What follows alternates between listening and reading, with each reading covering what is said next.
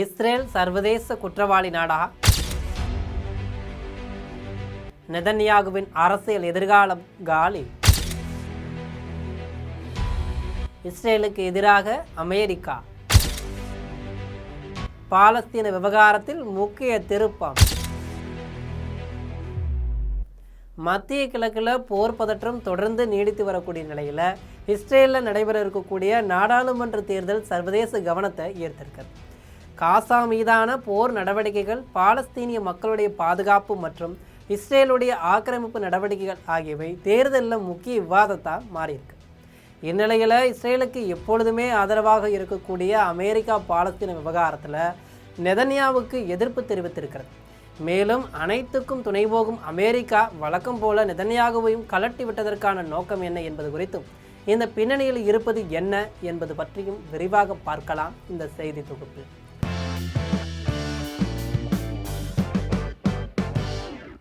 இஸ்ரேலின் நாடாளுமன்றமான நெசட் அமைப்பில் பல்வேறு அரசியல் கட்சிகள் அங்கம் வகிக்குது.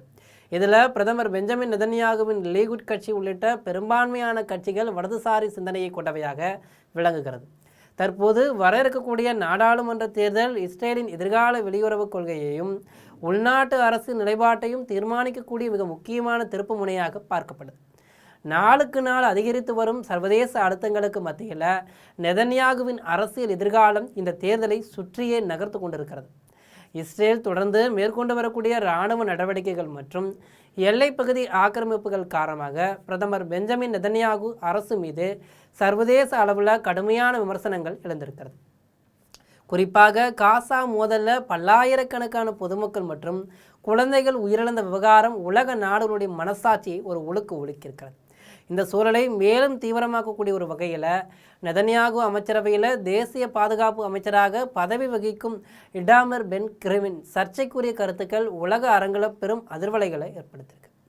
பாலஸ்தீனியர்களுக்கு எதிரான கடுமையான நடவடிக்கைகளை தொடர்ந்து வலியுறுத்தி வரும் அமைச்சர் பென் கிரிவின் தினமும் இரவு குறிப்பிட்ட எண்ணிக்கையிலான பாலஸ்தீனியர்கள் கொல்லப்பட வேண்டும் என்றும் அவர்களுக்கு வழங்கப்பட்டு வரக்கூடிய நிவாரண உதவிகளை முழுமையாக நிறுத்த வேண்டும் என்றும் பேசியதாக வெளியாகக்கூடிய தகவல் கடும் சர்ச்சையை ஏற்படுத்தியிருக்கு.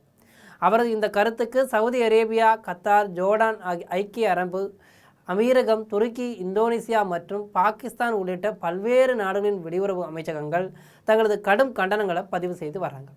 இத்தகைய சூழலில் தான் இஸ்ரேலுக்கான அமெரிக்க தூதர் மைக் ஹெவிக் ஒரு மிக முக்கியமான கருத்தை பதிவு செய்திருக்கார்.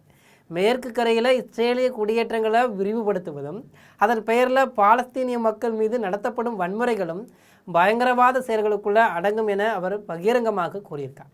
பாரம்பரிய நட்பு நாடாக விளங்கும் அமெரிக்கா நெதன்யாகு அரசின் சில நடவடிக்கைகளுக்கு எதிராக குரல் கொடுப்பது அரசியல் அரங்கில் விவாதத்தை ஏற்படுத்தியிருக்கு.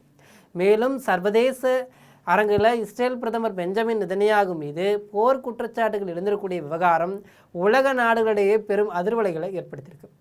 போர்க்களத்தில் தனது பிடியை இறுக்கிக் கொள்ளும் நெதன்யாவுக்கு எதிராக சர்வதேச நீதிமன்றங்களின் சட்ட நடவடிக்கைகள் மற்றும் உள்நாட்டு அரசியல் நெருக்கடிகள் ஒரு சேர முழக்கமிட தொடங்கியிருக்கு. இந்நிலையில் காசா விவகாரத்தில் ட்ரம்ப் நிர்வாகம் முன்வைக்கும் அமைதி ஒப்பந்தங்களை நெதன்யாகு தன் சுய அரசியல் லாபத்திற்காக தொடர்ந்து மறுத்து வருவது சரிதான் என்று ஒரு தரப்பு வாதிடுது. ஏனெனில் நாட்டின் பாதுகாப்பையும் தீவிரவாத ஒழிப்பையும் விட்டுக் கொடுக்க முடியாது என்பது அவர்களுடைய வாதம். ஆனால் மறுபுறம் நெருக்கடியான இந்த சூழலிலும் தன் அரசியல் பிழைப்புக்காகவும் தேர்தல் வெற்றிக்காகவும் போரை நீட்டிக்க பார்ப்பது முற்றிலும் தவறு என்று அமெரிக்காவும் உலக நாடுகளும் குற்றம் சாட்டுவது நிதர்சனம். கூட்டாளியாக இருக்க வேண்டிய அமெரிக்காவே நெதன்யாகுவின் போக்கை கண்டித்து திரும்பி இருப்பது குறித்து நேயர்களே என்ன நினைக்கிறீங்க? உங்களுடைய கருத்துக்களை மறக்காமல் ஜெம் கமெண்டில் பகிரவும். இதுபோன்று உலக செய்திகளை உடனுக்குடன் தெரிந்து கொள்ள நம் ஜெம் தொலைக்காட்சியுடன் எப்போதும் இணைப்பில் இருங்கள். நன்றி, வணக்கம்.